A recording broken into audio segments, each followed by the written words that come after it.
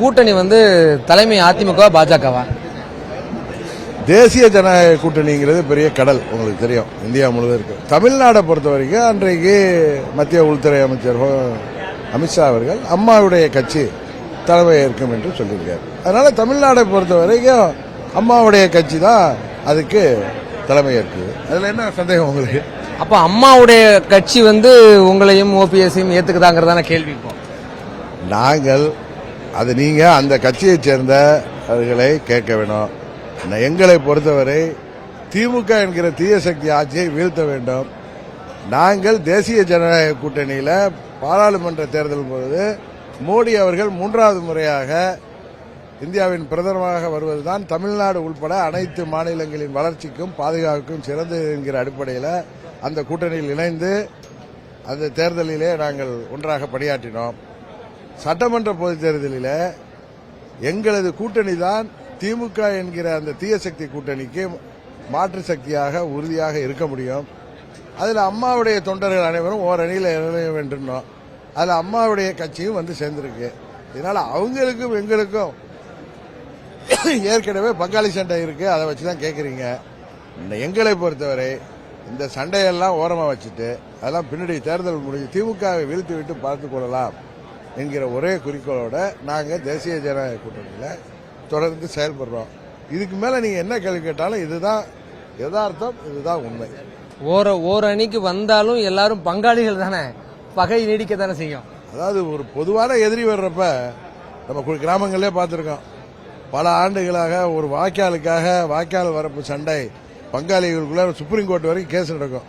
ஆனா அவங்க குடும்பத்துக்கு ஒரு பிரச்சனை வர்றப்ப எல்லா பகமையும் ஓரமா தள்ளி வச்சுட்டு அந்த கோர்ட் கேஸ்லாம் அப்படியே தான் இருக்கும். ஆனா ஒன்றிணைந்து அந்த குடும்பத்திற்கு எதிராக வருகின்ற பகையை எடுத்து போராடுவார்கள். அதுபோல தமிழ்நாட்டு மக்களின் நலனுக்காக புரட்சி தலைவரால் அடையாளம் காணப்பட்ட தீய சக்தி திமுக திருந்தவே திருந்தாது என்பதை தமிழ்நாட்டு மக்கள் உணர்ந்து வருகின்ற நிலையத்தில் எங்கள் கூட்டணி அதை வீழ்த்த வேண்டும் என்பதற்காக நாங்கள் ஒரே இலக்கோடு சுயநலம்லாம் கருதாமல் அரசியலிலே பொதுநலம் முக்கியம் என்கிற நோக்கத்தோடு பெருந்தன்மையாக நாங்கள் ஒரு கூட்டணியில் செயல்படுறோம். அவ்வளவுதானே தவிர எடப்பாடிக்கு எந்த எதிர்பார்ப்பும் யாரிடமும் இல்லை. எடப்பாடி பழனிசாமி உங்களையும் ஓபிஎஸ்ஸையும் பங்காளியை ஏத்துக்கிட்டாராங்கிறதா கேள்வி. அது அவர்கிட்ட தான் கேட்கணும். இந்த கேள்வியை என்னிடம் கேட்பதற்கு பதிலாக அவர்கிட்ட தான் கேட்கணும். அவர் வீட்டுக்குள்ள நாங்க போறோம்னா என்னன்னு புரியல. அது அவருடைய அணியில நாங்க ஏற்கனவே தேசிய ஜனநாயக கூட்டணியில் இருக்கோம். எங்க அணிக்கு தான் உங்க எடப்பாடி வந்து சேர்ந்திருக்காரு. சரி சரி, இப்போ ஷீட் ஷேர் பண்றதுங்கிறது பிஜேபியில இருந்து நம்ம வாங்கிக்கிற மாதிரி என்ன கணக்கு? உங்களுக்கு கடைசியா நீங்க ரொம்ப எங்களுக்காக நீங்க ரொம்ப பிரியமா கேட்கறதுக்கு நன்றி. நியூஸ் 18க்கு எங்களுக்கு எங்களது உயரம் தெரியும், எங்களது ஆற்றல் தெரியும். எங்களுக்கு தேவையான தொகுதிகளை உறுதியாக எங்க கூட்டணியில் நாங்கள் பெற்று போட்டியிடுவோம். சரி, இப்போ பாமகவும் தேமுதிகவும் இப்போ இழுபறியில் இருக்கிறது அப்படிங்கிறது உங்களுக்கு கூட்டணிக்கு பலவீனம் இல்லையா? பாமக அதுதான் அப்பா பையனுக்குள்ளார ஒரு பிரச்சனை நடக்குது, எல்லாம் சால்வ் ஆகி பாமக பழைய பலத்தோடு எங்கள் கூட்டணிக்கு வரும். அதுபோல தேமுதிகவும் வரும் என்று நாங்கள் நம்புகிறோம். இது மாத்திரமல்ல, ஏற்கனவே எங்கள் கூட்டணியில் இருந்த கட்சிகள் மாத்திரமல்ல, புதிய கட்சிகளும் வருவதற்கான வாய்ப்பு அதிகமாக இருக்கு. சார், இப்போ 2 பேரும் வருவாங்கன்னு சொல்றீங்க அப்படின்னா 2 பேரும் ராஜ்யசபா சீட் தரலங்கிற ஒரு பெரிய அதிருப்தி இருக்கிறதுனால தானே சொல்றாங்க.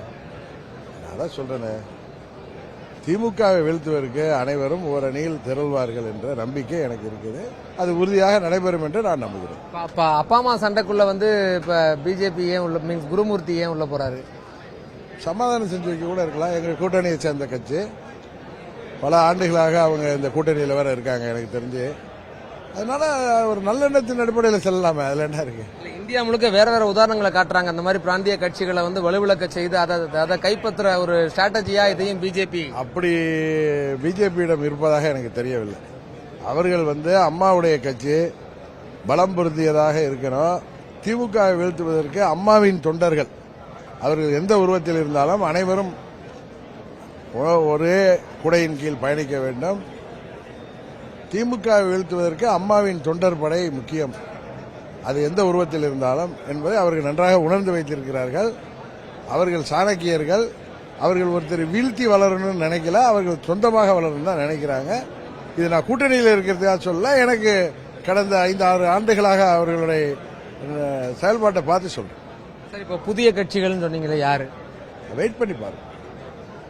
சார் இப்போ இறுதியான கேள்வி, ஏற்கனவே சொல்லியிருந்தீங்க எடப்பாடி பழனிசாமி இல்லாத அதிமுக உருவாகிறது கூட வாய்ப்புகள் இருக்குதா சொல்லியிருந்தீங்க, அது என்ன நிலைமையில? அதாவது அம்மாவின் தொண்டர்கள் எல்லாரும் ஓர் அணியில் வரணும், தேசிய ஜனநாயக கூட்டணியில் இருக்கணுங்கிறத அங்குள்ளவர்களும் 90% மேல் விரும்பியதை வைத்து அது அவர் பழனிசாமியோட வருதா பழனிசாமி இல்லாம வருதாங்கிறது தெரியலன்னு சொன்னேன். இப்ப பழனிசாமியோட வந்துட்டாங்க, அவ்வளவுதான். இப்படியே கண்டினியூ ஆகுமா? அதை நீங்க அவங்கள்ட்ட தான் கேட்கணும்.